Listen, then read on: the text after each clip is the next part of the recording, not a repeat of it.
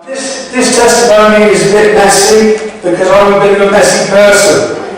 I turned 50 in November, so half a century old. I thought, wow, this is a bit crazy. Shouldn't really be alive. You'll find that out. After listening to what I'm going to tell you. I was born, obviously a long time ago, in a little village between Tewkesbury and Gloucester. I was the third child, the eldest son. My dad was a builder. And basically, he didn't have much money, and he used to provide our food and our clothes, but there was very little else that he used to provide us. No love, no discipline, nothing. I don't know, it's just like, yeah, food and clothes are okay, but you need love, and you do need a structured life, and you do need to be told off and given boundaries and all that sort of stuff. Now I'm a child of the 70s, and I always remember that phrase, wait till your father gets home, which was a great TV programme if you were a kid. Yeah, you may have seen that. Me and my two older sisters, we always used to get that from our mum. We used to mess up as kids too. You wait till your father gets home. But when our dad used to get home, he just used to come in, sit down, eat his tea. He was too tired to do anything, and he'd fall asleep on the sofa. And because of that, I had no boundaries, and I started to misbehave even more and more. Then I started to steal things. It was petty theft, a couple of pence here, a couple of pence there. Then there was kids' toilets at school, but all of this stuff, because it wasn't stopped, it would escalate and escalate. As I got older, it was cigarettes, and then it was cans of beer and sort of sipping things out the booze cabinet in the house and stuff like that. And me and my dad, we had this love-hate relationship, and it was okay when I was in primary school. I'm from a little village, and it was okay. But I'm not an academic person. But when I went to secondary school, I sort of went into found a sort of new social, sort of scene and things like that. And, we're talking back in the days of the two-tone era and things, so, it wasn't long before I had my head shaved, and, I put on my Dr. Martin boots and my Harrington jacket, and thought, well, hey, I'm a bit of a kid here, I'm a skinhead. Great. And I was rebellious, but it was just, well, I don't know, just like harmless fun, really, but everything just carried on. And on, and on. And, I've always been quite a big guy, and I just, we just used to fight and get drunk and smoke cigarettes and, and all that sort of stuff. And, teachers telling us, we shouldn't do that, and I got suspended a few times. And, it was, I thought it was good fun at the time, but other people used to think I was a bit of a lag, but never mind. And then I sort of got involved into sort of some right-wing stuff as well. So, I sort of started becoming racially abusive to, black people and Asians and stuff like that. And eventually, I got expelled from school at the age of 14 because I was racially abusive to a teacher called Mrs. Garley. I thought it was hilarious. She ignored the school, and they basically said, we've had enough of you, and you're off. Me and my dad, we were on this issue between ourselves. He couldn't control me, I had no respect for him, and he kicked me out of the house. My grandmother had died, and my granddad, who lived about half a mile away, was by himself. So it was quite it's a nice little arrangement, really, because he lived in the bungalow and had a spare bedroom. So I just my dad kicked me out, I didn't really care. And I went and lived with my grandfather, and he sort of had a way. Has anybody had a grandfather? Anybody got some grandfathers? Yeah. What is it about grandparents? It's like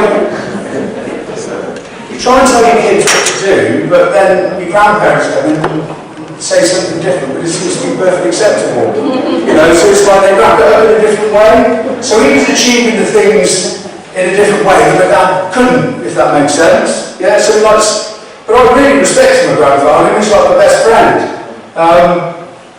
He was old school. he was sort of, was in the Second World War and all that sort of stuff, but he was an agricultural man, so he used to make home brew and all that sort of stuff, so he sort of had a bit of beer inside him and all that, carrot whiskey. As a young guy, it was great, so he used to sit there in front of his open fire and get drunk, but he sort of had this way of controlling me, okay?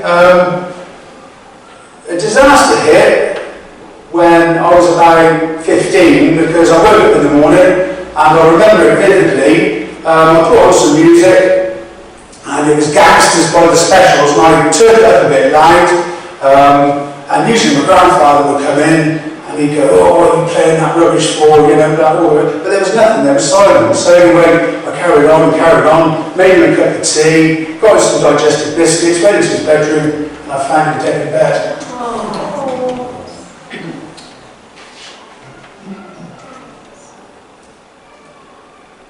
Not nice.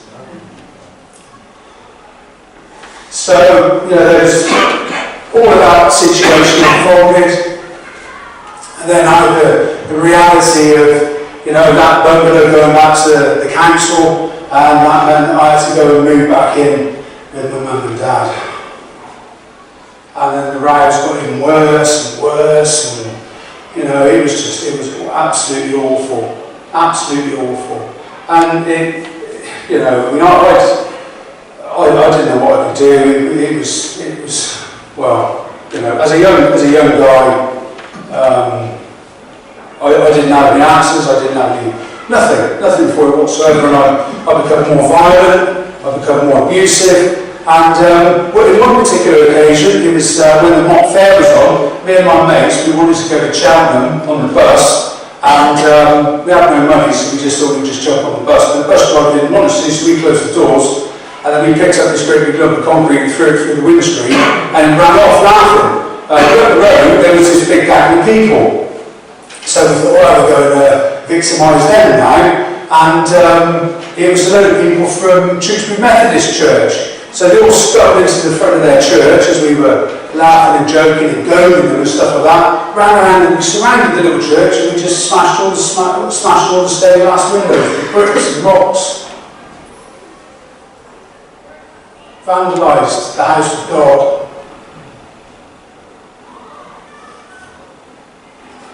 So I was getting into more and more trouble.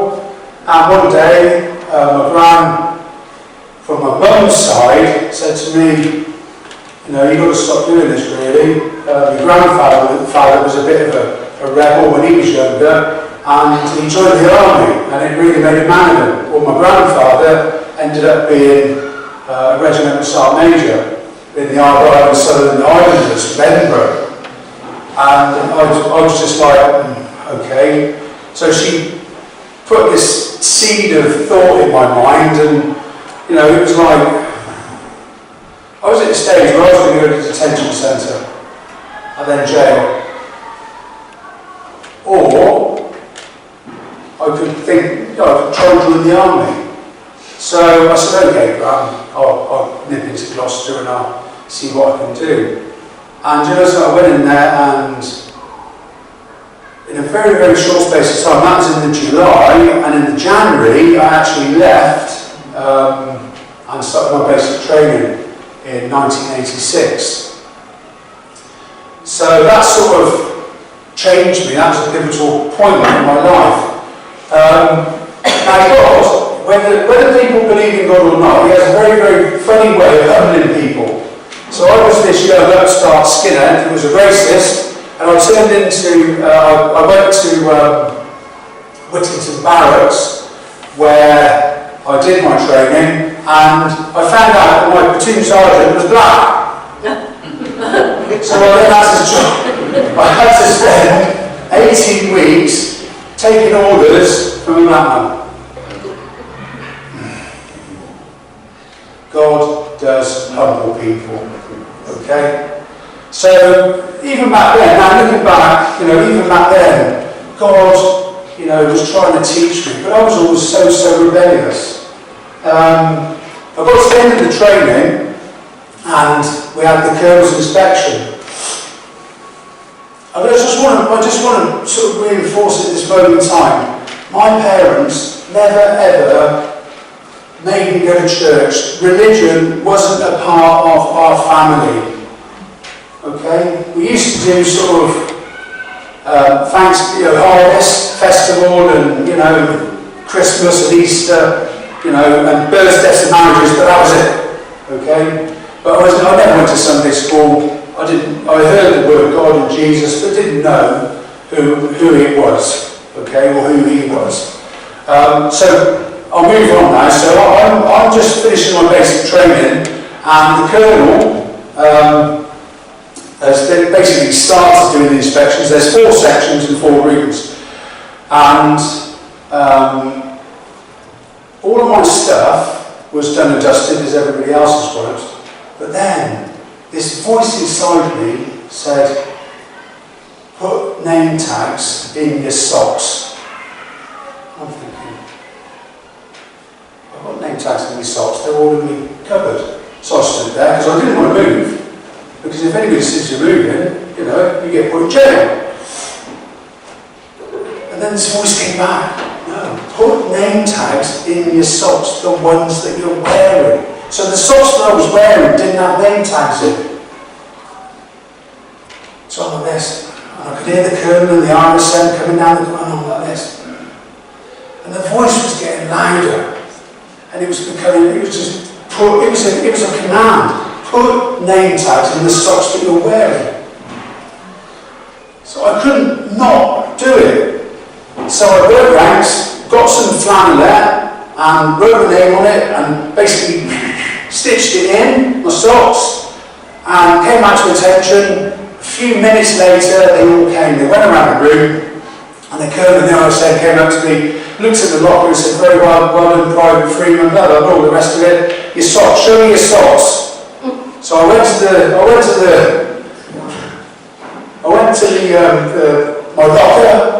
I said, there you go, Colonel, there you go, sir, there's my socks. He looked at them and said, very well, now the ones that you're wearing.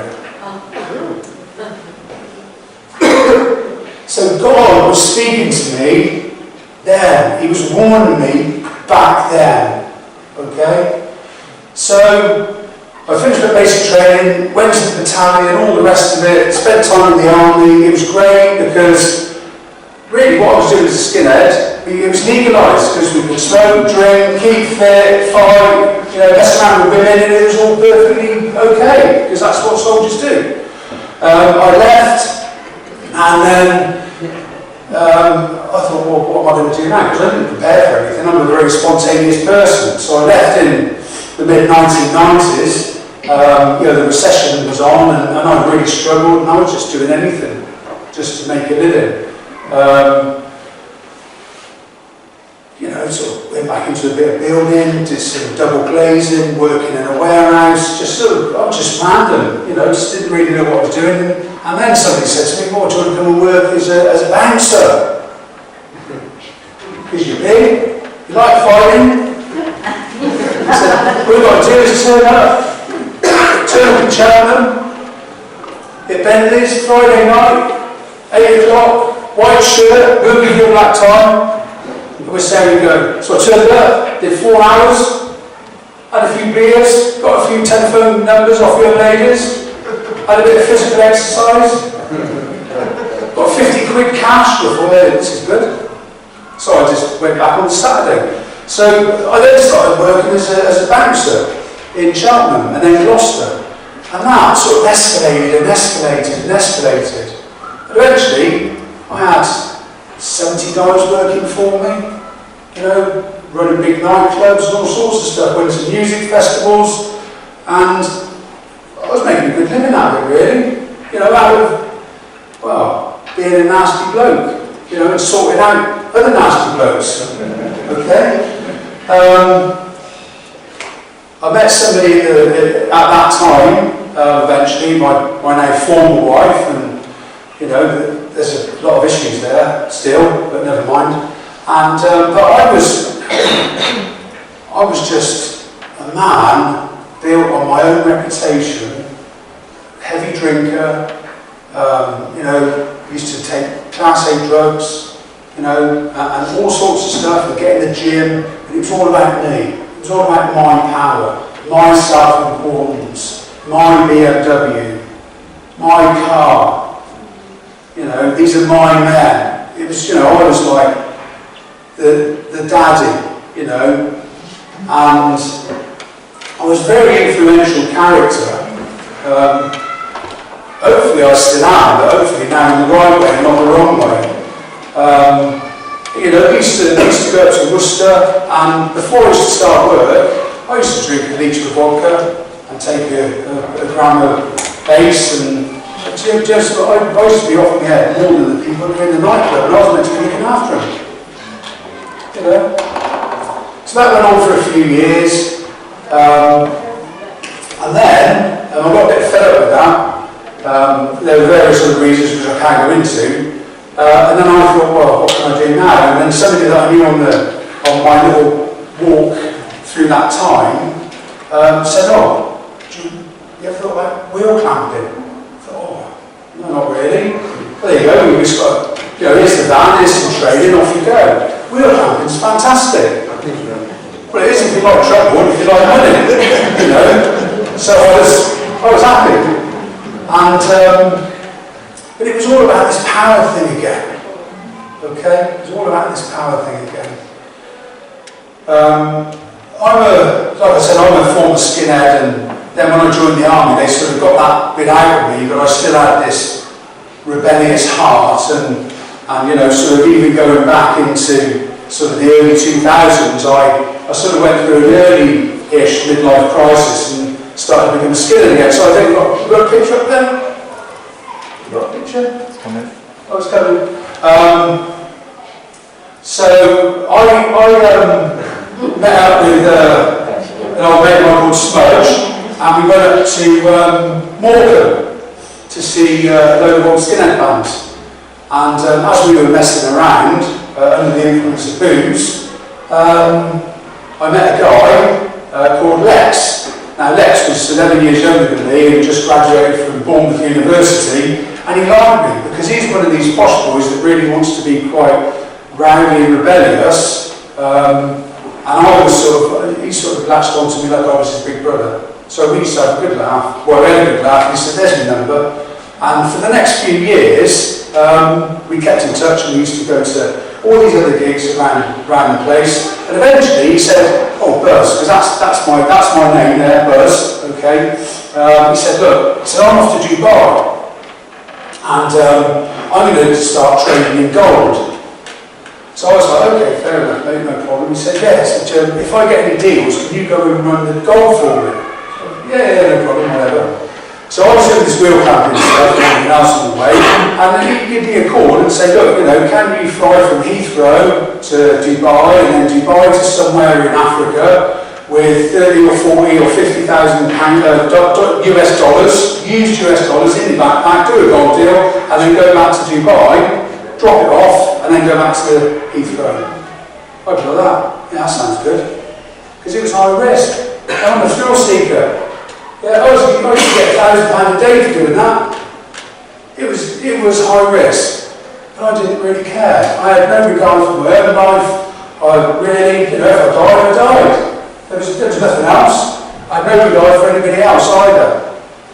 So I did that for a while, and then my former wife and I, it was getting worse and worse and worse, and then he said to me, look, you know, I've opened up an office in Ghana, West Africa, do you want to go run my gold mines for me? And I was like, that, I'll have some of that. Okay? So I told my wife I was leaving, and basically packed my stuff. I had 2 kids, well I've still got 2 kids, my son's 21 now, my daughter's nearly 17. But I just left them. I said, I'm off. And they're like, oh, my daughter was 4 at the time, 4 or 5. She was, you know, broke her heart, broke my son's heart. But it was all about me. It was all about money. It was all about power. Yeah, I don't care about you lot, you know. I'm off to Ghana, I'm getting paid £10,000 a month. I've got this and I've got that. I'll send you a few quid back. Yeah, that's what it was like. So I went to Ghana and basically started running these gold mines for my mate, and it was high risk again. So we've got another picture up here. And I was in a shanty, and again, paid a lot of money, functioning alcoholic, you know, cocaine whenever I wanted it, living an rich expat's life, and, you know, great big villa, with a swimming pool and maids and cars and all that sort of stuff. And I was just like, oh, great, this is fantastic. This is, you know, this is what I've been living for. Okay? In all of that mess, because it was a mess, you know, it was very spontaneous. There was no control of my life. Nobody could tell me what to do. Even if they did, I wouldn't listen to them. So I was living a path of my own self-destruction. It was in amongst this time where one of the mines was failing, and my mate Alex from Dubai basically said, you know, extract all the mining equipment because we brokered a deal with another landowner and you've got to move it all there. So I'm just like, okay, fine, no problem. So I went into the middle of the Ashanti jungle, got all of this mining equipment, but basically while I was in there, they felled a load of trees so I couldn't get out, and the landowner, I was surrounded. It was a bit like one of those Harrison Ford moments, Indiana Jones, you know, where you just ain't going to live. That was it. You know, I was surrounded by these village people, not the YMCA village people, I just like to add, okay? These were the villagers that were working on the gold mines, and they had their bush knives with them, and this guy basically put a pistol to my head and said, look, you're not taking the mining equipment, I'm keeping it. And I just looked at him, and I didn't really have much to live for, really, because I was a very materialistic person. So I thought, well, I can fight, I know I can fight, so I can fight him, but then I've got like 20 people that are just going to jump on me and cut me to bits and throw me in the river. So I looked at him and just said, if you're going to kill me, just kill me. Just pull the trigger. I had a 9mm to my head in the middle of the shanty, okay? And I goaded him. I said, look, just do it, just kill me. Go on, kill me. And he bottled it. And he lowered the pistol to the ground, and it was, I can only explain it as one of those Jesus moments where when the baying crowd surrounded him and they wanted to throw him off the cliff, but he got away. Yeah? That was a moment that I had, and I got away. I went to my pickup and got my shotgun, and I was just going to start shooting people and then run, because that's all I knew I could do. Okay? It didn't come to that, but it was just a mess. So I went back to my bush house and sort of, I had very little money because they weren't going to pay me anymore, and I'd been blowing it on booze and, you know, and all the other things that I've been blowing it on. And then my ex-wife rang me and said, I've got something to tell you. And I was, what's that? She said, I'm pregnant by another guy. And I was just like, okay. So it was just things, one on top of the other, on top of the other. So, you know, I've got this job that I haven't got anymore. I've got my booze, because that was a problem. I was, you know, watching lots and lots of hardcore porn, so I was addicted to that, and, you know, everything that I tried to do had started to fail. And then I had no answers. And I spent about 3 days in my little house, in a place called Asino, and all I could do was wake up, open my eyes, have a beer, and go back to sleep. And then wake up, and I spent 3 days just going through that cycle of complete and utter exhaustion. Eventually, a guy called David Thomas from Hereford, he's a white guy from Hereford, married a lovely Ghanaian lady called or Monica. We have another lovely Monica in the house, don't we? Yeah, there she is over there. Cool, okay, it must be something about me and Monica, so there we go. So he gave me a call out of the blue. He said, look, do you want to go for a ride on a motorbike? So I had this great big motorbike at the time, KTM. I said, yeah, okay. So I summoned up the energy and we went bush riding. And at the end of it, I'm tired, I'm sweaty, I'm covered in red dust from the bush. We're propped up against this little house, drinking on bags of water. And I just said, David, can I speak to you about something? He said, yeah, what is it? I said, well, this is what's going on at the moment. My life is an absolute mess. And he's the only person I could relate to. Now, I knew David was a Christian because basically I knew him through earth movers and cat excavators, but he never, ever, ever forced his faith on me. It's probably because I was 6 foot tall, about 20 stone, and would have just battered him, really. But he looked at me and he said, look, Graham, have you ever thought about having a church? And it stopped me in my tracks. And I was just like, everything inside me was wanting to say no. But I just went, okay then. And he went, oh. He's told me this, he was just like, inside he was like, so he said, well, this is the place, it's in Accra, it's in East Legon, and tomorrow's Sunday, so come over if you want it. So he left, I went back to my bush house, and then the day after I went up in my pickup, which was about a 5-hour drive, and I was looking for this place, and eventually I found it.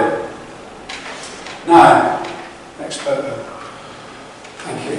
So on the south side, in the silver pickup at that point. Now this was taken about 3 years ago when I revisited Ghana, because I've still got lots of friends over there. But that's the exact spot where I was parked 10 years ago this June.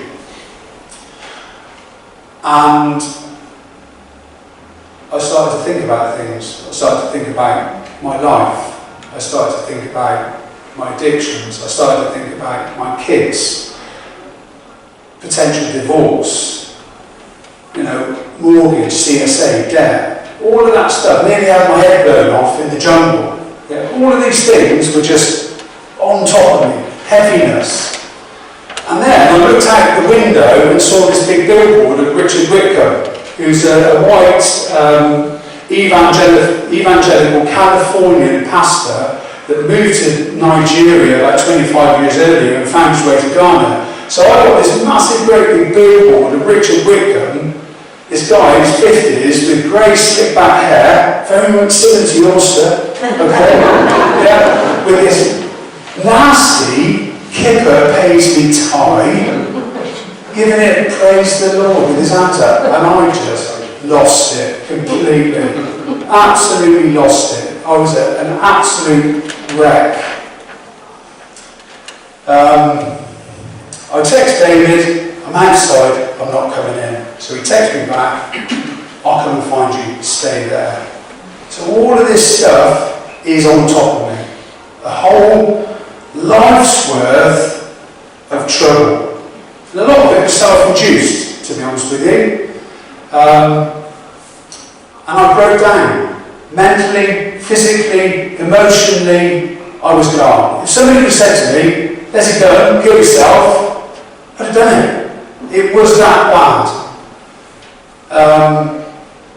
He came out and sort of spoke to me through my window, and I was just a blubbering wreck. This great big former soldier, bouncer, bodyguard, all this hard man, I was an absolute mess. And all he did, he put his hand on my shoulder and said, be at peace. That's all he said. And in that split second, I went from this place of confusion, chaos, darkness.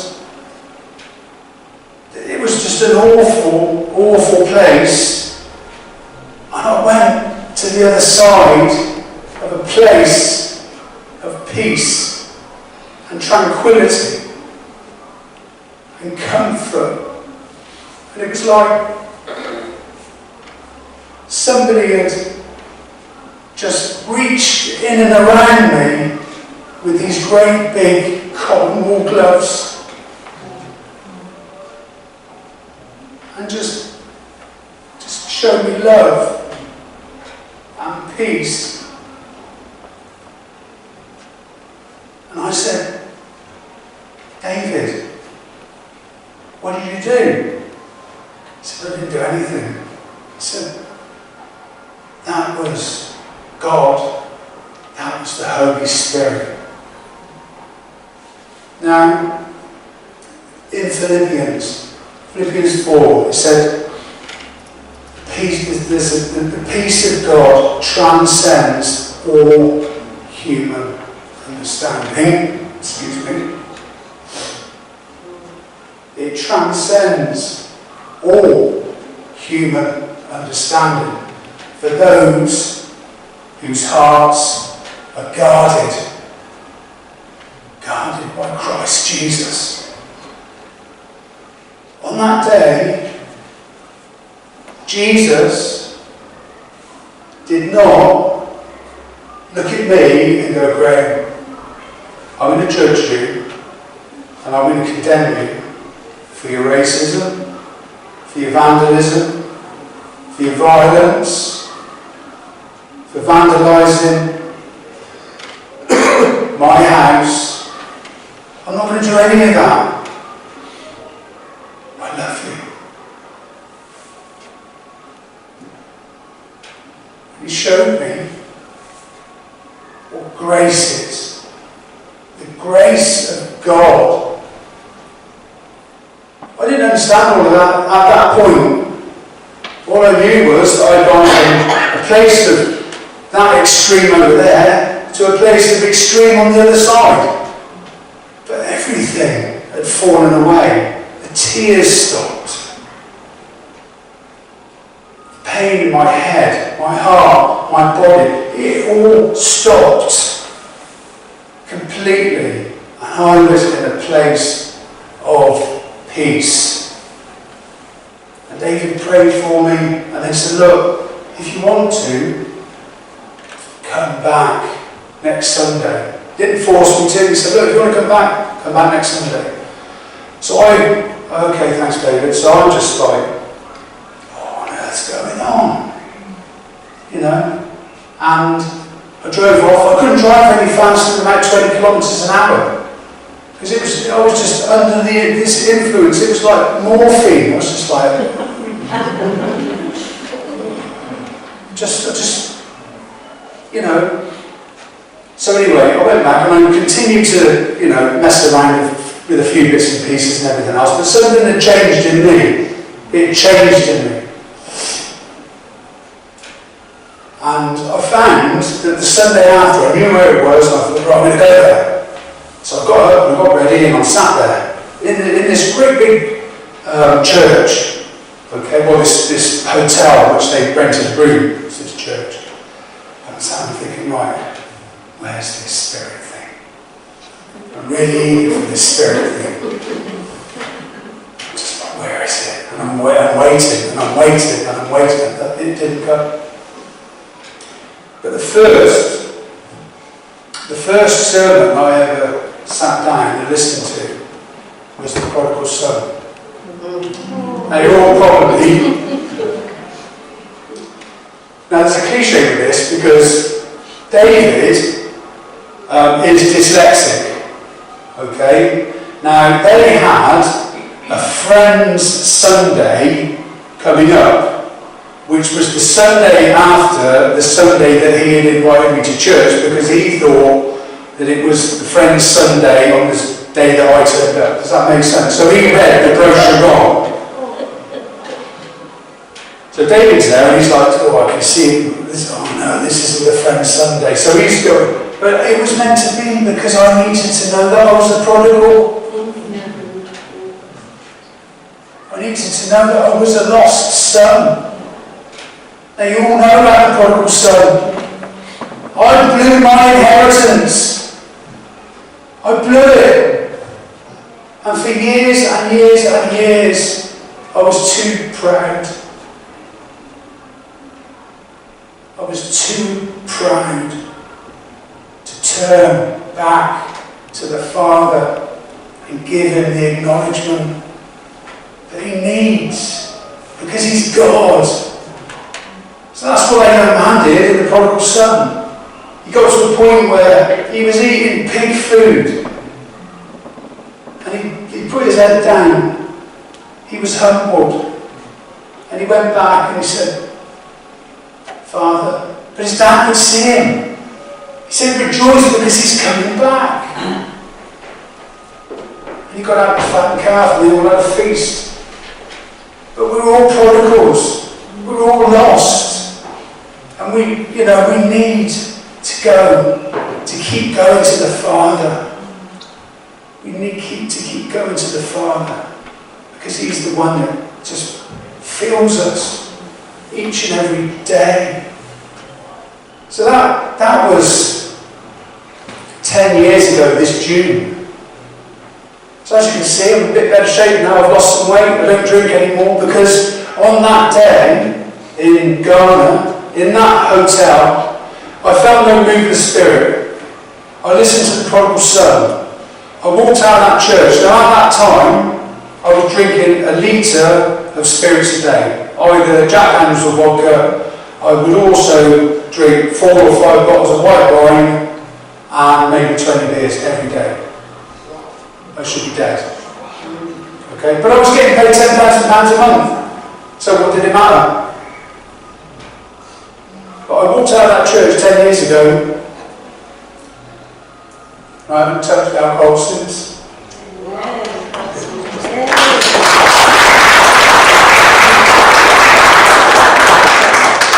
I hope you're clapping God, not me. It's got nothing. It's got nothing to do with me. It's the power of God. The power of God. He took that addiction from me.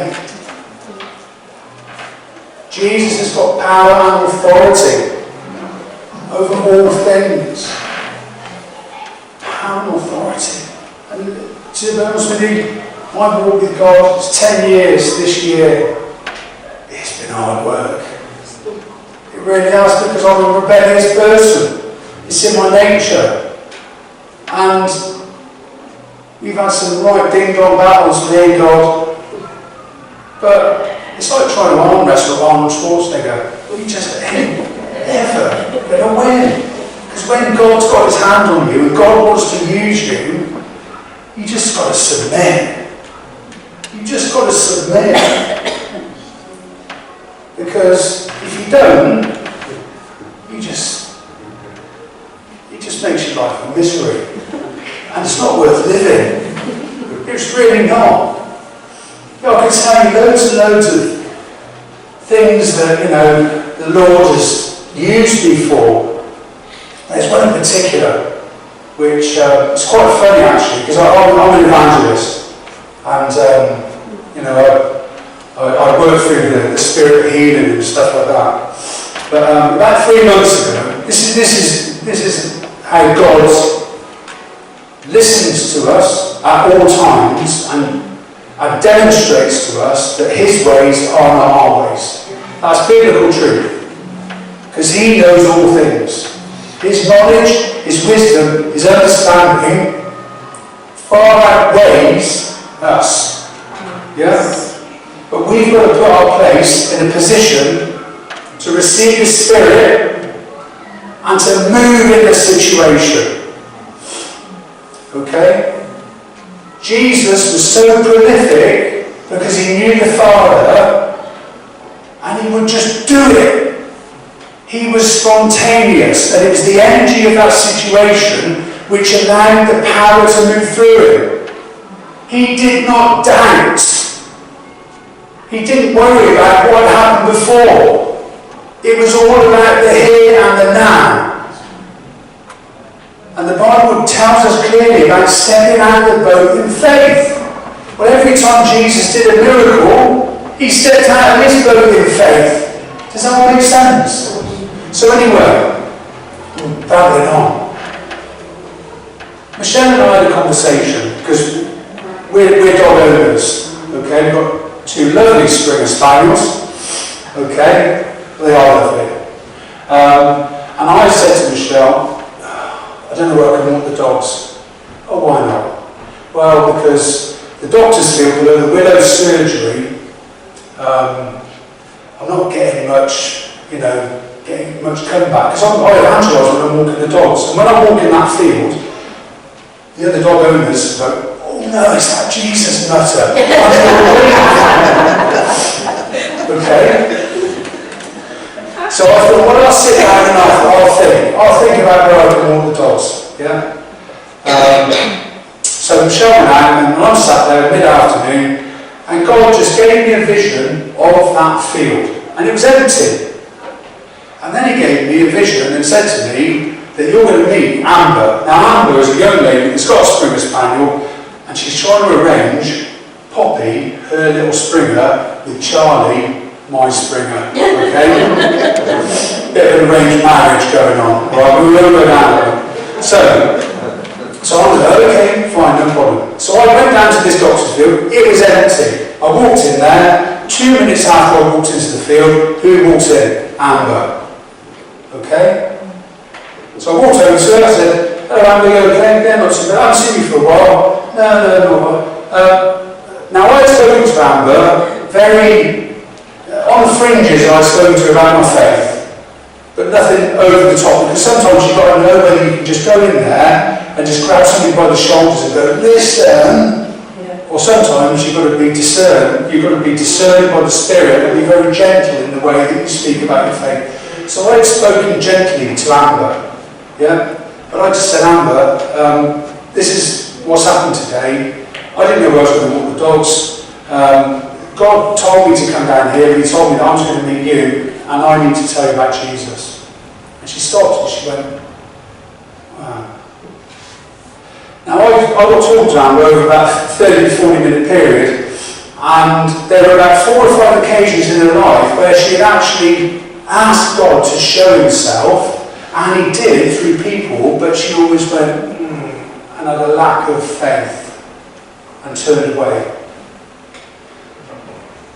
But then she turned around and she told me that. I said, well, God wants to use you, okay, but you've got to just be faithful. So anyway, I ministered to her about 30 to 40 minutes. I said, but the bottom line is, the choice is yours. It's up to you to go with it or don't go with it, because, that's the way that God works. So anyway, as she was walking out, a guy walks in with a shopping bag. Now, I'm a former alcoholic, and I knew that there was 6 or 8 cans in there, and he sat on the park bench.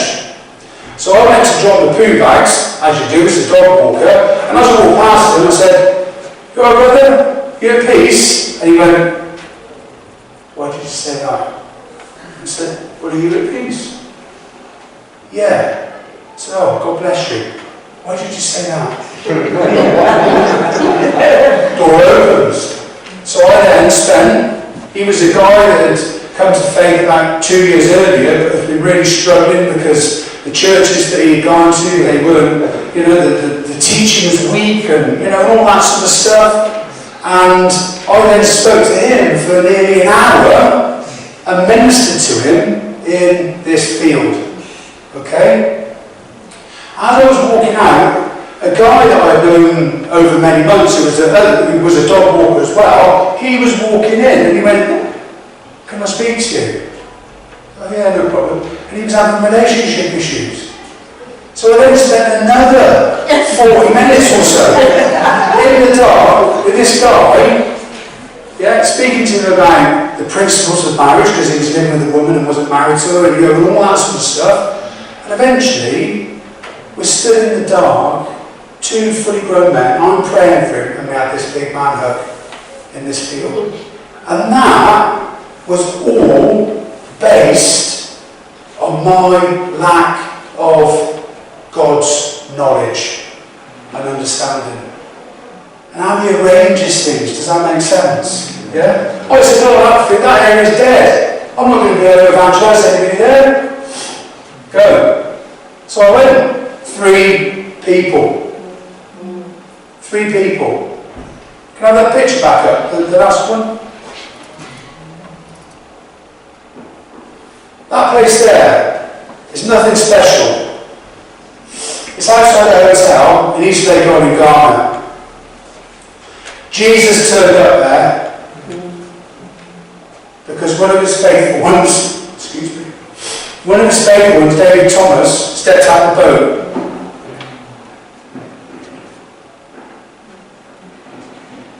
And he just said something very simple, be at peace. That's all he said, be at peace. And then he prayed for me. And look, 10 years later, look. That could be a bus stop on that road. It could be a queue in Tesco's. It could be when you're sat on a bus. It could be absolutely anywhere. But what you have to do as followers of Jesus is just make sure, Lord, use me. You say that we should go into the world. You tell us to go into the world and make disciples. So that could be anywhere, in this community, in Bristol. And you know something? This country is heaving with lost people, with prodigals that are crying out.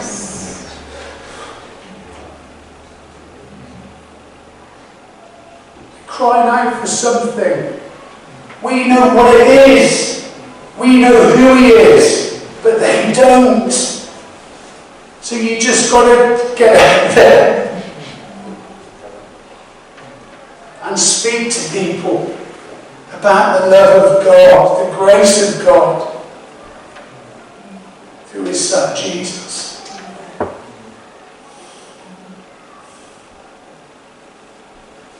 Guys, I hope I've inspired you today to go out there and live the life that God wants you to live, to honour him, to do his work. The lady that came up earlier and said about, the harvest is great, but the workers are few. We are the workers. We can only do the work of God. We can only do the work of God by being filled by his Spirit. When we have a heart after the heart of Jesus, we don't condemn, we don't judge, we don't hold anything back. We just go to anybody, absolutely anybody. It doesn't matter whether they're filthy rich or in the gutter. If they don't know Jesus, they've got nothing. They have nothing. So we need to be instruments for Jesus Christ. I'm not going to go on to any of the last 10-year bit. Okay? I just want you to sort of just think, really. Just think about opportunities that, that when they come before you, you just got to step out that boat. So I just want to pray.